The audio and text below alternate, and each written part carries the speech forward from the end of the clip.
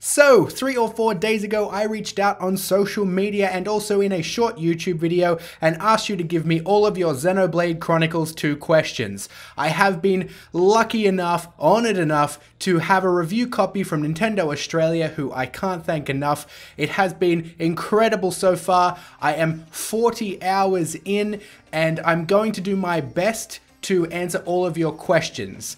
And there are restrictions. This is what we're calling the preview phase for the review copy. So there are many things I cannot talk about, but I will do my best to answer all of your questions in keeping with that embargo. A full review will be up on the 1st of December, ready for launch. Now let's kick straight into this with some questions. UltiBman5000 says, can you get repeats of rare blades? If you can, what do they do? Well, I haven't come across this yet. I haven't got a repeat of a rare blade. I don't know if it's possible or not. Blue Sun JRPGs asks, will I be lost if I have never played Xenoblade Chronicles? The answer to this, and this is something that a lot of people have asked actually, but the answer is that no, you won't be lost and you don't need to go back and play either Xenoblade Chronicles or Xenoblade Chronicles X. It is a brand new story and it basically just loosely connects to the universe of Xenoblade, so you really don't need to go back and play any other games. You're not missing out on stuff other than maybe Easter eggs. Dub Buster, does the game feel rushed? No, like not even slightly. I did actually expect it to feel a little bit rushed, maybe, or maybe just to be a bit lighter on content compared to both Xenoblade Chronicles and Xenoblade Chronicles X, but that could not be any further from reality. It is such a huge game. I am 40 hours in and I am on chapter 4, and I don't know how many chapters there are, and I also have no idea how long until the end of this, and I'm having a blast. Dragon Fan D, can you still go anywhere you want? Like how in Xenoblade Chronicles, if you saw the point of some random mountain far off in the distance, you could get to that mountain. Yes and no. So the world isn't as open or as big as Xenoblade Chronicles X is, because in Xenoblade Chronicles X you had mechs, you had skells, so you could fly eventually at one point. You can go anywhere that you can see, basically, but there are things that you can't traverse. There are, sheer cliffs or mountainsides, stuff that are obviously the boundaries of the map, or just things that you really aren't meant to explore. So it's not as open as Breath of the Wild, where you can climb everything, but it's nowhere near closed. It is definitely, they are huge, massive, expansive maps, and you can pretty much go anywhere. I would say you can go 99% of what you can see, so it's really not much of a restriction. Samuel asks, is there a volume mixer and how good is it? Well, I am pleased to say that the volume mixer in Xenoblade Chronicles 2 is really good. If you don't like voices in battles, for example, you can actually turn them all the way down to mute. Or if you really like them for some reason, you can knock them all the way up to full. And the same can be done for cutscene voices and just voices in the game, and also the music, sound effects, and everything like that. So there's plenty there you can customize with the volume mixer. Luan Assis asks, how has the dub been so far? The dub is a mixed bag, in all honesty. There are some voices that just do not fit what the character looks like, or even what the character is trying to emote. The voice acting isn't bad, as in it's not like it sounds like they were all recorded over the phone and nobody knows anything that's going on. Most of the delivery is fine. It's just the voices that are chosen for particular characters that seem to be at odds. I'm just not sure what some of the choices were. There are some really great performances in here though. There are some standout performances and there is some truly great voice work, but it just so happens that a couple of the voices really don't fit some of the characters, and those particular characters you'll hear a lot of. M4D Prof3SS0R asks, I would like to ask a few questions if that is alright. Well, Mad Professor, that is alright, and let's see what we can do. 1. I've heard you can get multiples of common blades, but is it possible to obtain duplicate rare blades? I did answer this earlier and I don't know. I really just don't know. I've also heard you can break down blades into item, but what exactly items are they? So, I don't even know if I can talk about this. There's nothing specific in the embargo, but suffice it to say that you can break them down into items that you actually use to summon blades. It's pretty much just that.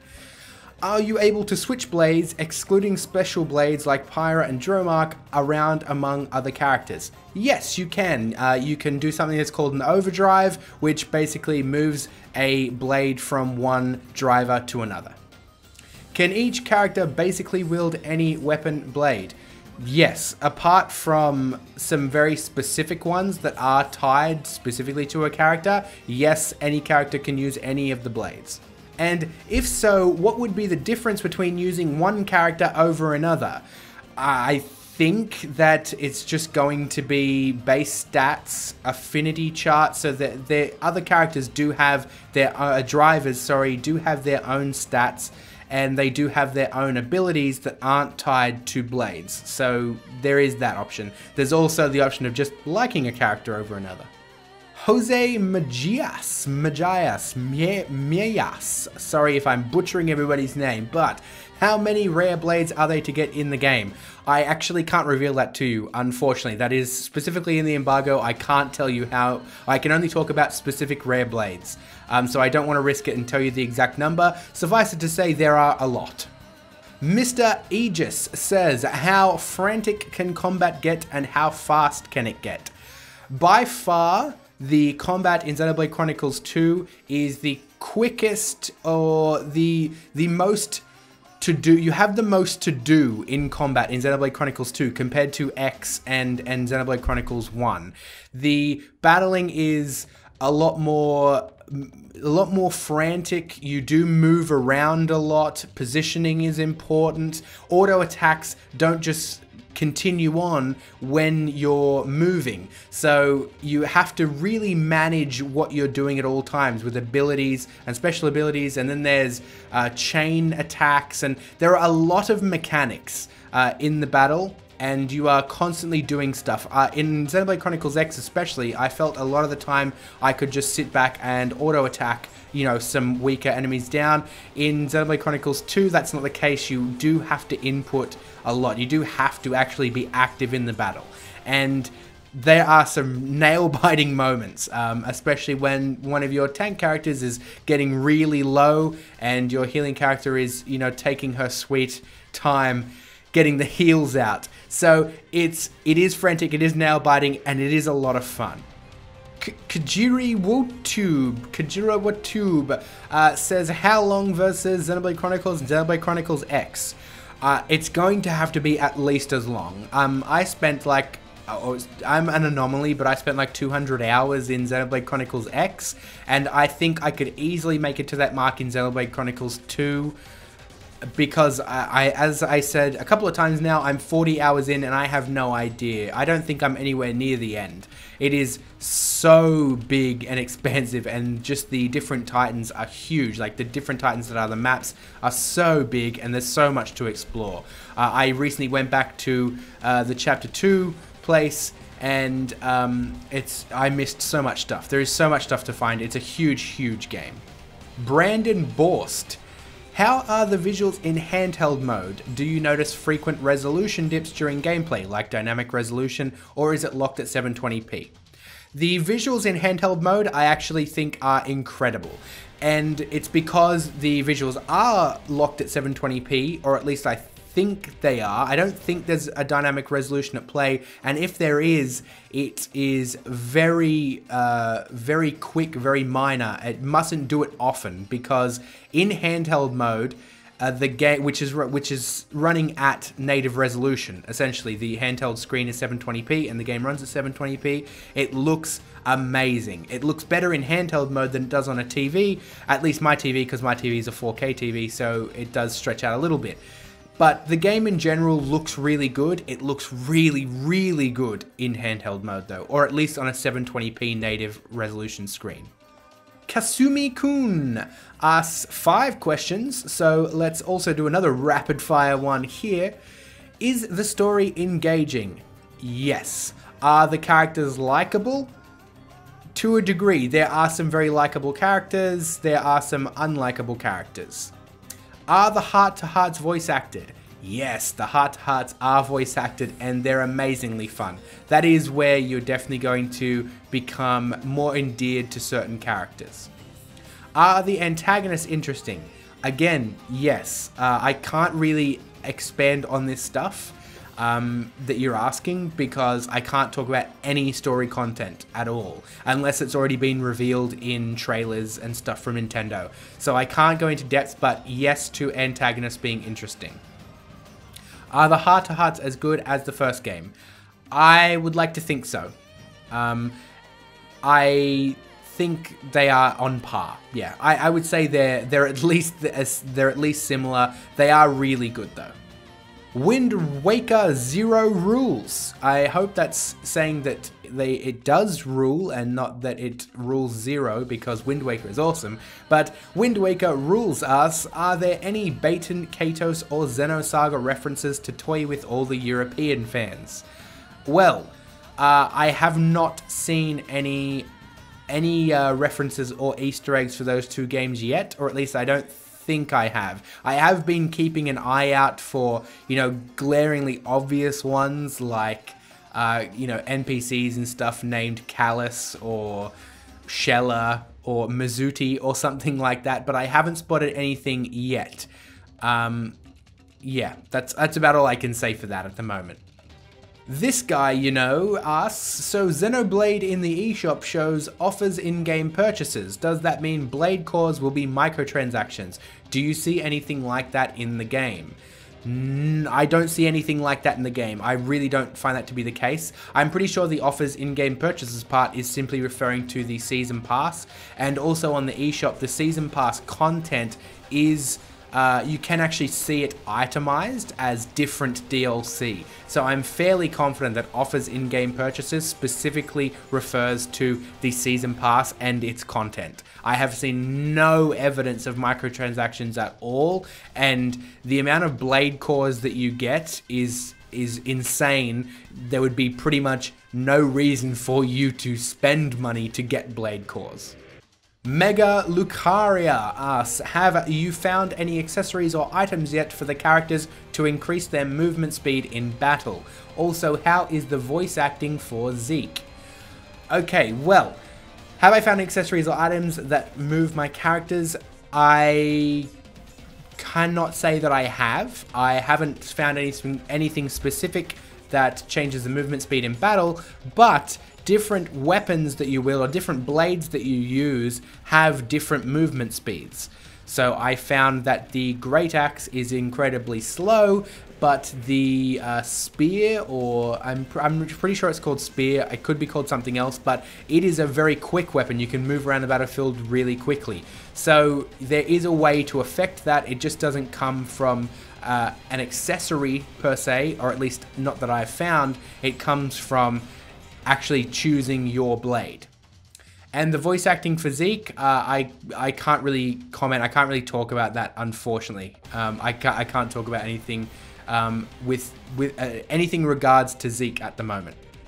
Landon Dotson asks, is the game split into chapters? Well, I have actually mentioned that I'm on chapter 4, and so yes, it is split into chapters. There's no like locking out of areas that I've found at the moment, though. It's not like, you know, you finish chapter 2, now you can't go back to where you were in chapter 2. It's just, it's strictly a story thing at the moment anyway. Perplexum asks, are there landscapes that are as out of the box and dreamy as Silvalem or Satol Marsh? Yeah, there are. Unfortunately, that's all I can say because I can't actually reveal those landscapes. But yes, there are some out of the box and dreamy landscapes in Xenoblade Chronicles 2. Colin Finkley asks, roughly how many hours are you in? And based on those hours that you have played, what would you give the game so far on a 1 out of 10? Well, I am just over the 40-hour mark, as I have mentioned before. And what would I give the game out of 10 so far? I mean, I really don't want to say. I don't really give games number ratings anyway. At least I haven't for quite a while. But I would say we are up in the 8 and 9s out of 10 from what I've played so far. And that could probably easily become a 10. But we'll leave it at that. It's really, really good. Just Nope asks, I wonder and hope Shulk and Alvis is seen in this with hints and Easter eggs. I cannot comment. I have not seen any Easter eggs or hints or anything like that at all, really. There are a couple of Easter eggs I've spotted, but not pertaining to Shulk or Alvis, at least not at the moment. At Dragonblades asks, does it have a 24-hour tutorial? I actually can't comment on Chapter 1, which is obviously where most of the tutorial is going to be, but I would say that it doesn't drag out, and there are many things that you learn along the way. I think pretty much playing is an ongoing tutorial. The lovely Zoe 2 Dots has chimed in with a bunch of questions. I have never played a Xenoblade game before. What is this game most similar to? And it pains me to say that, to compare it to something, Skyrim, but I would say it's closer to like a Final Fantasy, but with a much bigger open world. It's a much more story-focused game than Skyrim is, but it's a much more open world game than a Final Fantasy is. It's somewhere in between. It's like a Kingdoms of Amalur, it's like a Fallout, you know, it's that kind of thing. I get obsessed with super open world quest mission games. Will I plow 100+ hours into this game? Yes, you will plow 100+ hours into this game, Zoe. There are a million different side quests. So if you like open world games with side quests and missions, then Xenoblade Chronicles 2 is for you. And not only that, they're not like flavorless side quests and missions. They actually have their own storylines in and of themselves, and they have interesting characters attached to them. The side content in Xenoblade games is amazing. Who's the cutest character? Unfortunately, I can't talk about the cutest character because I cannot reveal it during this preview phase. But I will in my review. I'll give you that. And are there any sweet cat characters? Well, there are actually some cats that I've seen around, non-interactable ones. But that's okay because there are Nopons or Nopons in this game, and they are kind of little cute, sweet animal characters, right? I think so anyway. And finally, for this video at least, is Joel at Cactor King 06, and there are two questions here. Is this the best game to use to get into the series, or should I play another one first? And I would say that this is probably the best to jump in. A lot of people will probably disagree with that, and I would even say that Xenoblade Chronicles X would be a better entry point, but this is the thing, Xenoblade Chronicles being only on the Wii and only at 480p, it is this, and I'm somebody that really doesn't care about graphics. I hate like a Digital Foundry with a passion. The guys who do all those ridiculous tech demos, you know, and being like, oh well, this game is only at 1866p versus this game, you know, running on this console like 1912p. Like, I really don't care about that stuff at all. But man, going back to Xenoblade Chronicles graphics is incredibly jarring, at least for me, and I'm somebody who really doesn't care about it. It's hard to play, and I'm also some weird anomaly that liked Xenoblade Chronicles X more than Xenoblade Chronicles, so I may be a bit biased, but I would say that Xenoblade Chronicles 2 is the best of both worlds. It's an incredibly story-focused game that also has a really massive and awesome open world to explore. And since you don't need to have played the other two games to get into this game, I would say Xenoblade Chronicles 2 is a perfect entry point. And do I need to know anything about past games or characters before playing it? And like I've already mentioned now a couple of times, no, you don't need to. So Xenoblade Chronicles 2 is the perfect entry point. Get into it now.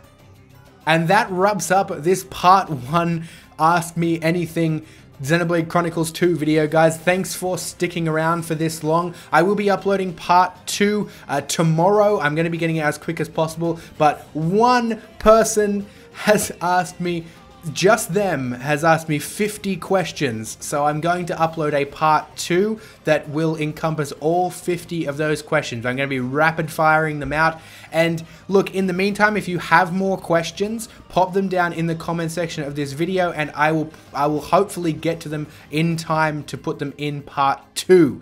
So thanks everyone, and I'll see you all for part 2. Check out my Patreon if you enjoy this stuff. Leave comments, likes, and all that awesome stuff that you guys do, and I'll see you all soon.